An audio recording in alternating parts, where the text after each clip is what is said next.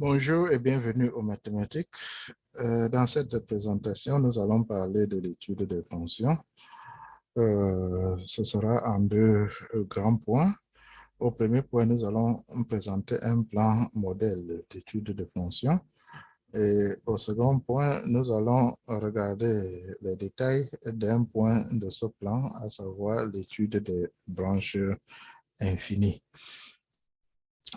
L'étude des fonctions est une activité de synthèse en analyse mathématique. C'est une activité de synthèse dans laquelle nous mettons en jeu les connaissances du calcul différentiel et même intégral, en passant par les connaissances du chapitre sur les limites et la continuité. Voici donc un modèle, un plan qui peut servir d'orientation pour l'étude d'une fonction. Il n'y a pas un plan consacré. Tout dépend aussi de ce que l'on demande dans l'exercice. Mais ce modèle regroupe en principe tout ce qu'on peut imaginer comme activité dans le cadre de l'étude d'une fonction. Il s'agit de 7 étapes. La première étape, c'est la détermination du domaine de définition. Seconde étape, la détermination de l'ensemble d'études. Nous allons voir que cet ensemble d'études peut être différent du domaine de définition. En troisième étape, on calcule les limites aux bornes de l'ensemble d'études qu'on aura retenues. Et la quatrième étape est bien dense, c'est une étape dense dans cette activité.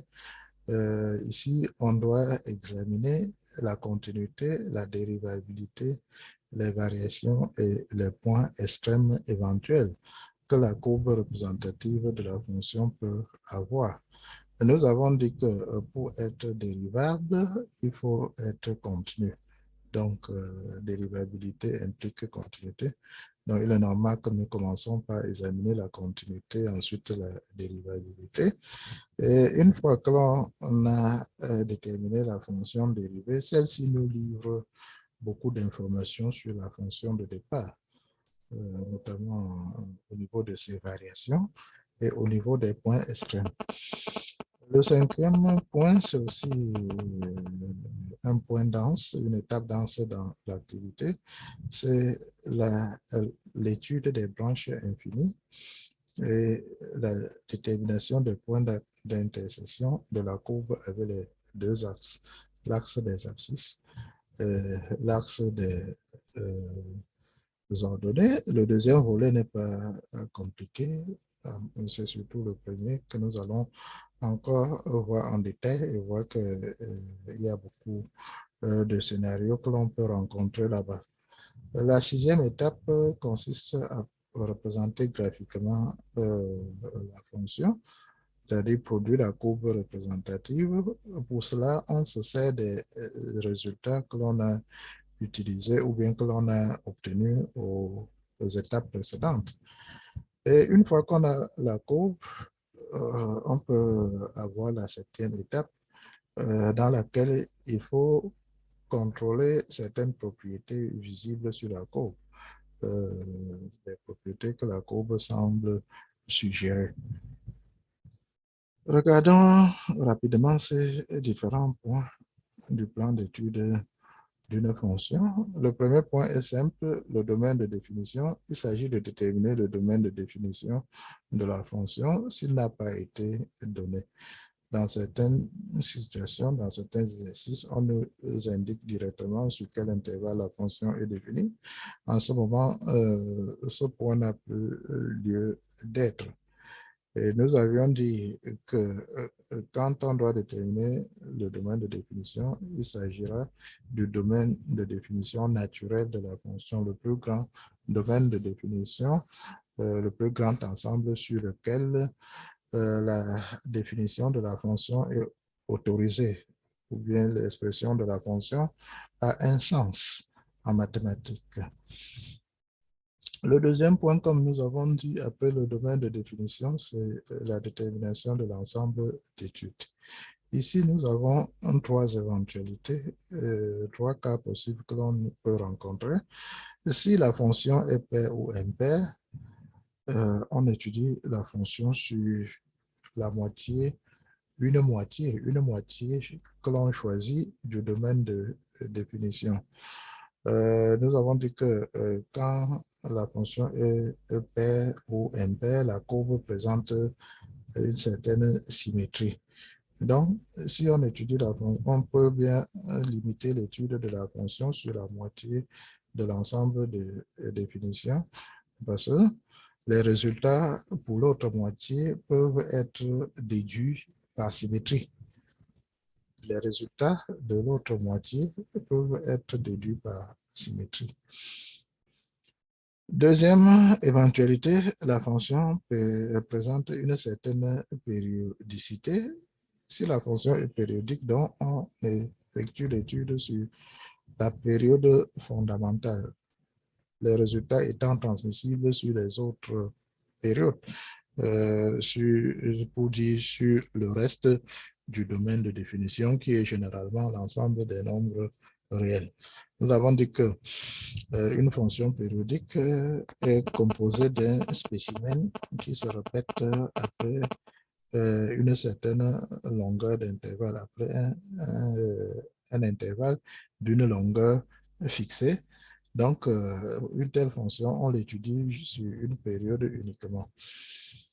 Et la troisième éventualité, la fonction ne présente ni de périodicité ni de parité. Donc, si la fonction n'est ni périodique, ni impaire, ni paire, alors on doit l'étudier sur son domaine de définition, hein, sur tout le domaine de définition. Donc, dans les cas A et B, le domaine, l'ensemble d'études sera différent du domaine de définition. Nous notons par E de F ou bien EF l'ensemble d'études. Essayons d'illustrer ces cas avec la parité, la périodicité. Nous avons ici l'exemple d'une fonction impaire, comme nous pouvons voir au niveau de l'expression. Les exposants sont paires dans une fonction paire. Alors donc, nous étudions, on peut étudier la fonction, pas sur l'ensemble R, le domaine de définition, c'est bien R ici, le dénominateur ne s'annule jamais.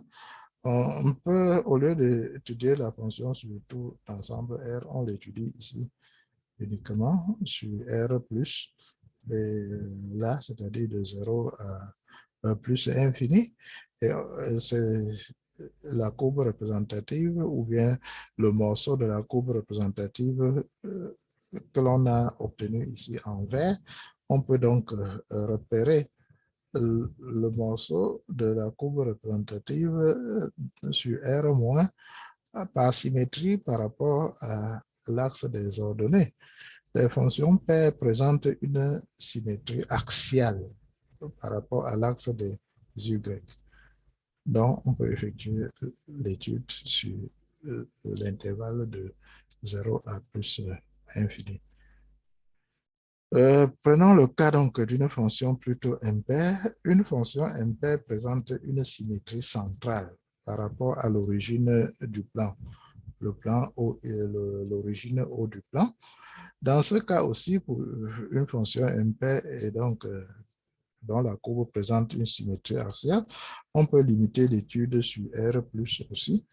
Et on peut repérer le morceau en rouge par symétrie axiale à l'aide de la symétrie que nous connaissons. Voilà les deux cas de symétrie, symétrie axiale, symétrie centrale. Maintenant, si la fonction est périodique, prenons l'exemple de cette fonction y égale à 2 cosinus 1 demi de x plus pi sur 12. Nous pouvons regarder au niveau de la courbe offerte ici ou bien disponible ici que c'est une fonction périodique de période 4pi. Donc, fonction périodique et de période fondamentale 4pi. Ça veut dire, d'après ce que nous avons annoncé dans le plan, on étudie la fonction sur une période uniquement. Par exemple, de 0 à 4pi. Mais on peut bien choisir aussi de moins 2pi à 2pi, selon la convenance, ou bien quand c'est indiqué. La règle, c'est que l'ensemble d'études EF soit une période fondamentale. Voilà donc pour ce deuxième point, cette deuxième étape dans le plan d'études. Le troisième point, c'est le calcul des limites aux bornes de l'ensemble d'études une fois que nous l'avons déterminé.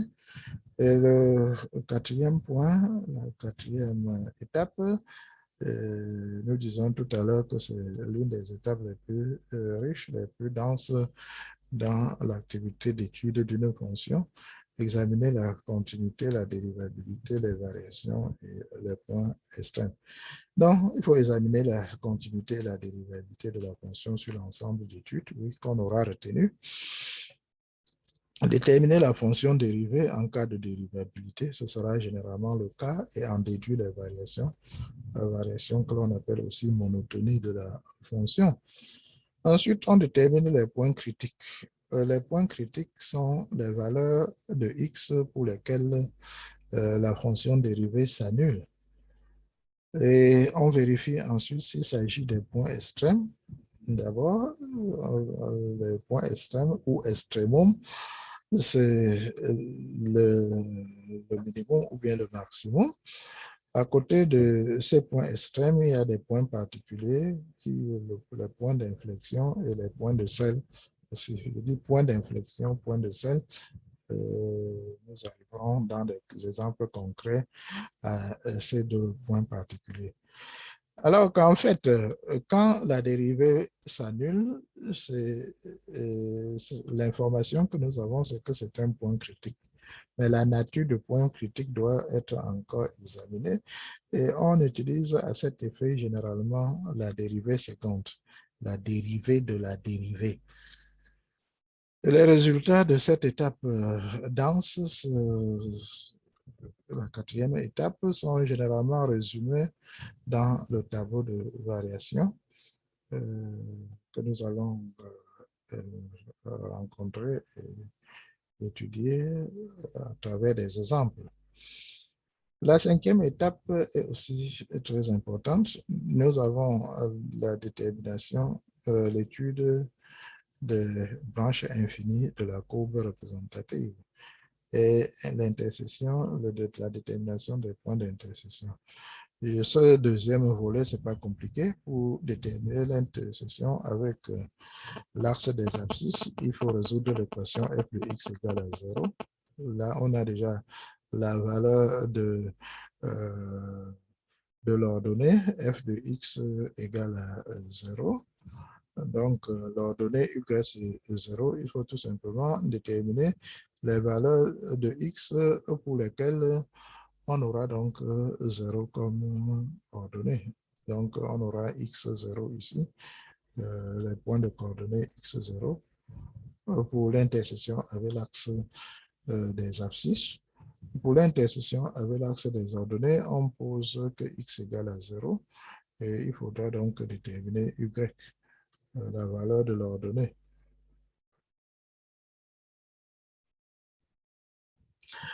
Donc, c'est l'étude des branches infinies, effectivement, qui est assez demandante, qui est une activité consistante. Il faut calculer les limites en infini et en déduire les asymptotes horizontales. C'est une éventualité. Si on n'a pas de limite pour avoir des asymptotes horizontales, il faut calculer la limite du ratio et en déduire les branches paraboliques. C'est le terme que nous allons préciser dans un tableau. Déterminer les asymptotes obliques, déterminer le point d'intersection avec les deux axes, comme nous avons commencé par là. On peut aussi demander la position relative de la courbe par rapport à une asymptote.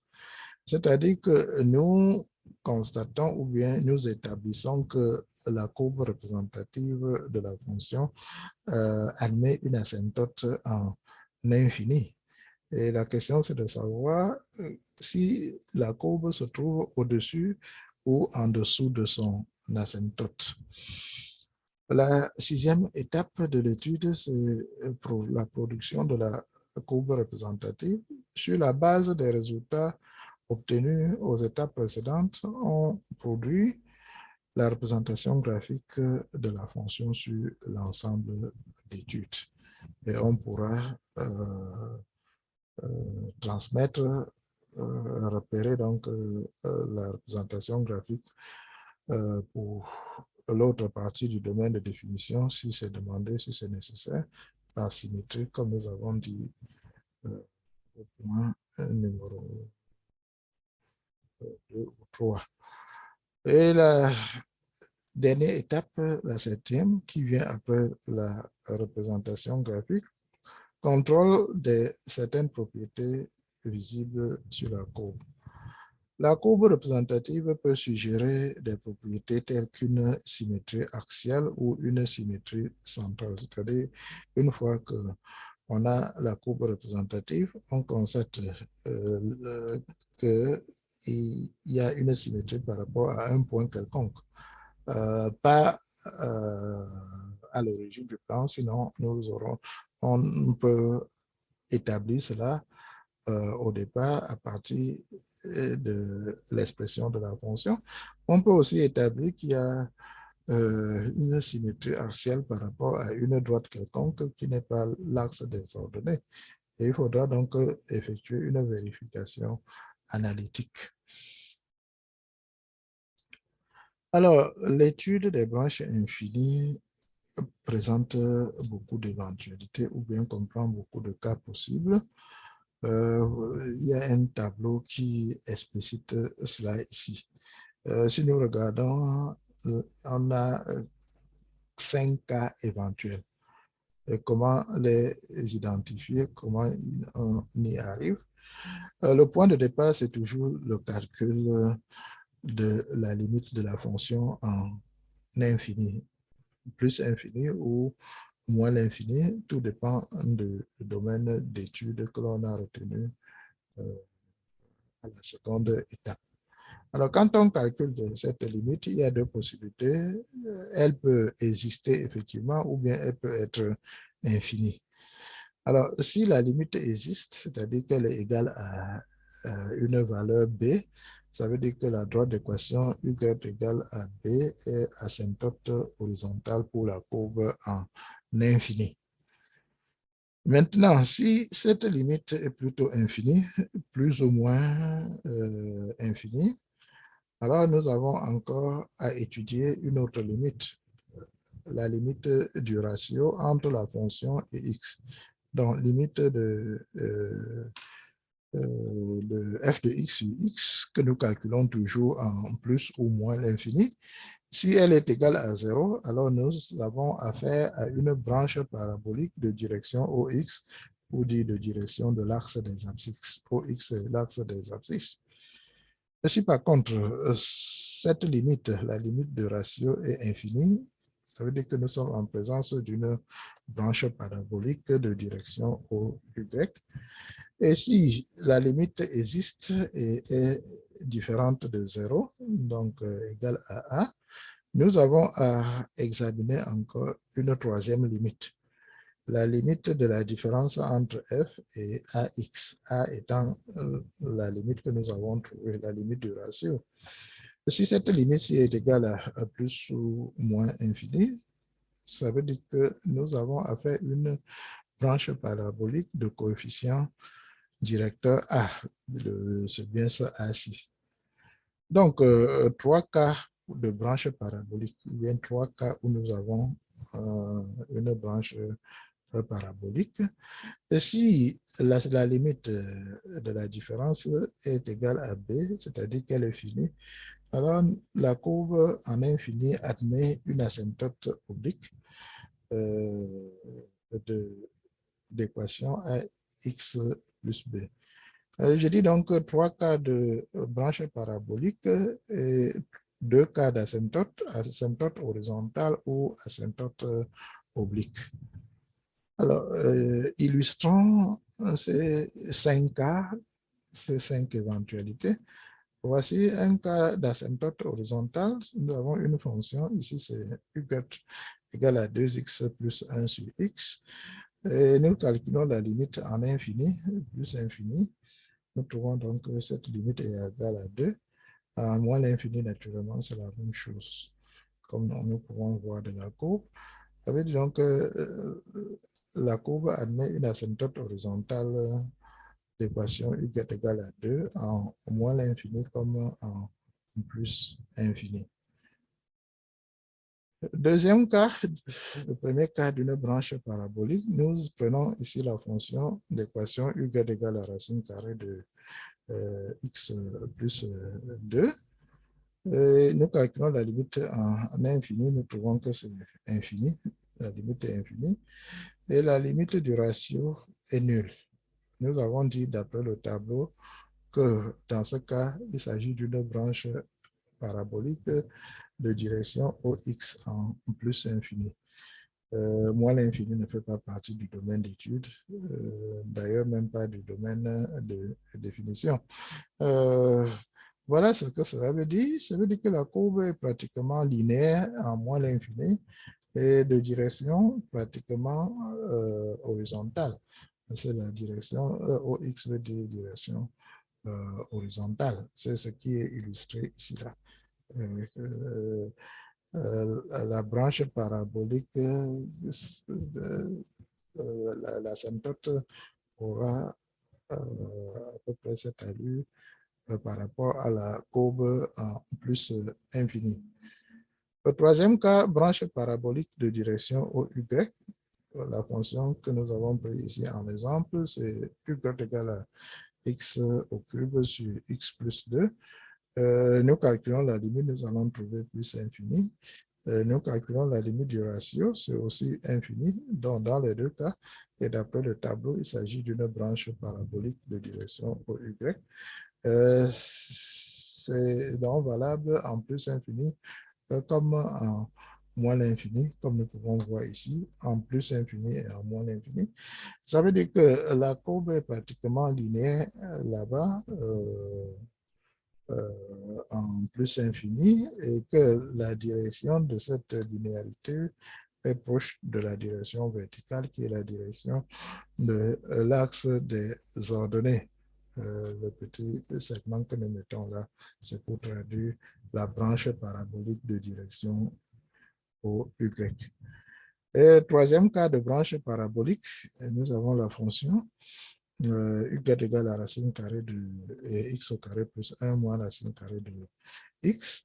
Nous calculons la limite en plus infini qui fait partie du domaine d'étude ici. Et nous trouvons plus infini.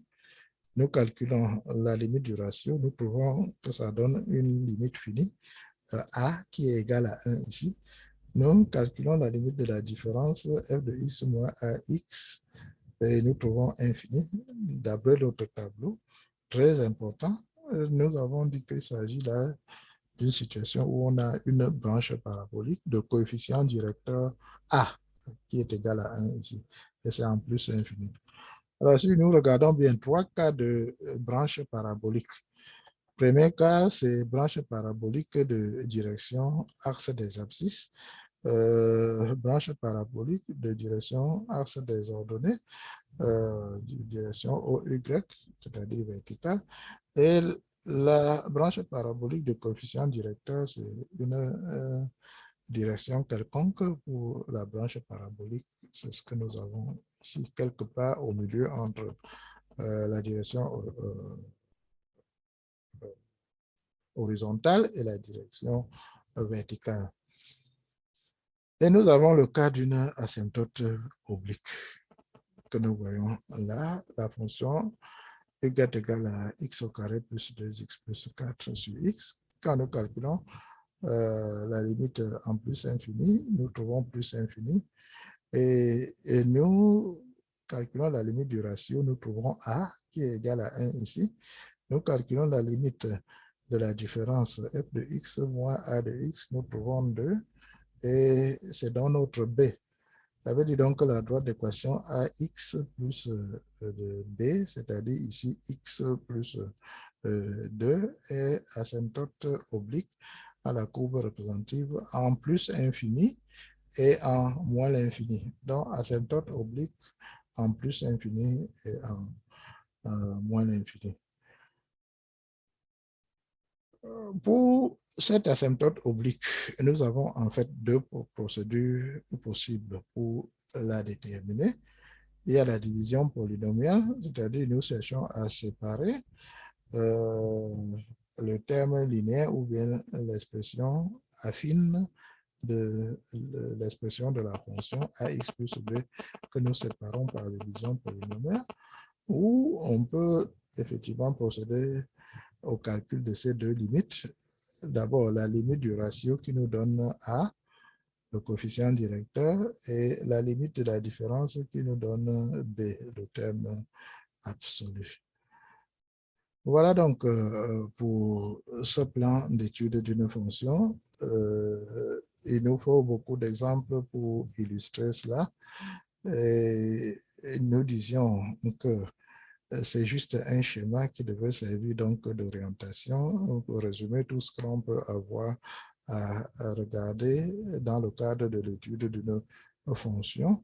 Et dans des situations concrètes, il y a un nombre de choses qui peuvent être directement demandées.